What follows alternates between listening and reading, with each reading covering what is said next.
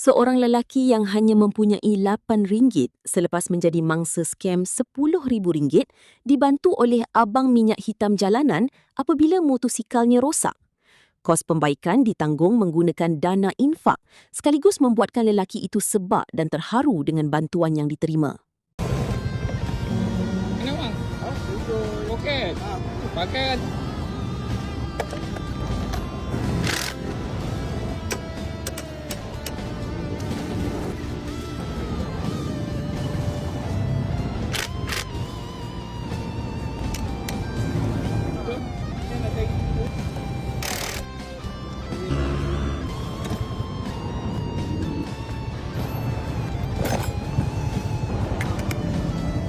Sebab saya besok baru ada duit sikit.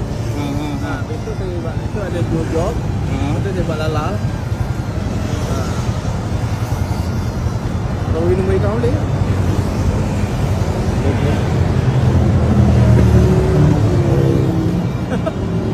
tak payah bayar bang. Janganlah gitu. Ya, tak payah bayar. Banyak lah, Abang anggap rezeki abang ya hari ni.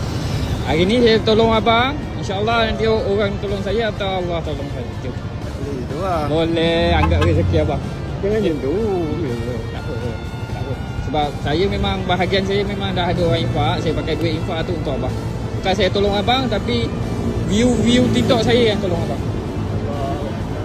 Anggap rezeki abang ya ini. Setiap orang mesti ada masalah lah. Saya pun ada masalah saya. Saya boleh tolong macam ni abang. Kan? Kadang kehidupan kita lah. Biasalah tu. Kan? Okay. Jom. Alright. Sama bang. Hati-hati bang.